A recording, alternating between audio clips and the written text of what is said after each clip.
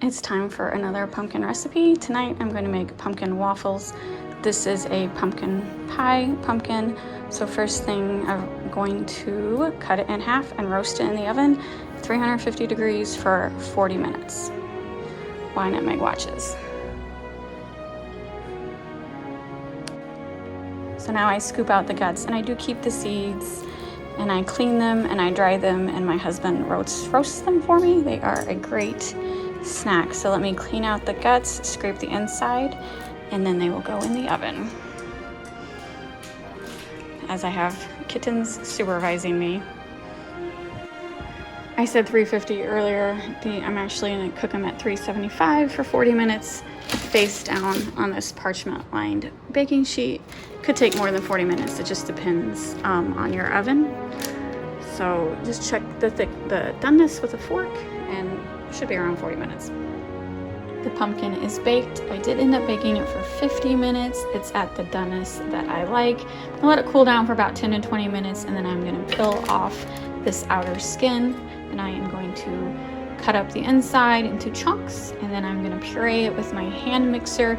You could also puree it in a blender, and if you don't have a blender or a hand mixer, you could also just squish it down like you do with mashed potatoes, like a hand potato masher. That works too. You just want it to like a pureed form, which is also like a mashed potato form. But I like my hand mixer. Here are the pumpkin seeds I washed and are getting ready to dry. So as you can see, that small pumpkin made like definitely several handfuls, like at least a cupful. And this is the pumpkin chunk. I'm getting ready to puree it with my hand blender. This is the recipe I'm gonna do, homemade pumpkin spice waffles. I will link the recipe down below directly to the website where I got it from. And so the recipe does call for 1 canned pumpkin puree. A typical can of pumpkin puree is 2 cups of pumpkin puree. So, and let's see, I bet this is 6 cups. We'll see. So I'll put aside my 2 cups of pumpkin puree, and then the rest I will freeze for future recipes. I got my dry ingredients mixed together. I got my wet ingredients. I'm getting ready to add the pumpkin puree. I just wanted to show you what it looks like after it's pureed. Looks just like canned pumpkin. Might be a little lighter than what you typically see, but tastes just as good. Here is the waffle batter ready. And it tastes pretty darn good. Yes, I taste tested it. It's a little thick.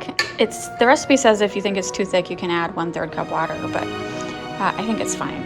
I don't make waffles that much, so I'm not like a complete expert, but I also don't want it runny because then it seeps out the sides. So I think it's fine. And I have a single waffle maker, and we'll see how many waffles that recipe makes. All right, that recipe made 6 pumpkin waffles, and I had enough pumpkin puree to freeze 2 more bags. Each bag is 2 cups.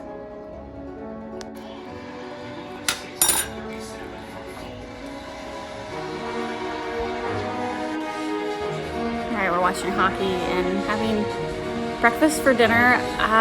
So I don't know if I would do this again. I'm gonna take my first taste test, but they're a bit soft. Even though the waffle maker light said it was done. I don't know if it's because the puree is just like so wet. They're really good. Did you think they were kind of soft, Robert? They're very soft. So I feel like they're undercooked, but when I taste them, they do not taste undercooked. So I do like them, but I think I just like regular waffles better. It was worth a shot. It's a good recipe. It's just one I wouldn't repeat. All right, I'm back. The more I eat it, the more I do like it. I think I'll just cook it longer. Maybe there's something wrong with my waffle maker, because the flavor is really, really good. It's just not firm, and I'm used to waffles that are pretty firm.